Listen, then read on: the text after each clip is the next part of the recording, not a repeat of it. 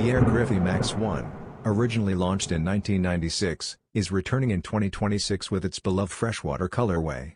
Inspired by Ken Griffey Jr.'s Seattle Mariners era, this fan favorite features visible air units in the forefoot and heel, plus a uniquely placed toe swoosh that marked a bold new direction for Nike in the mid-90s.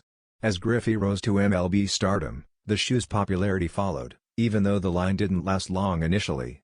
Its legacy was revived with the 2009 retro, confirming its lasting appeal.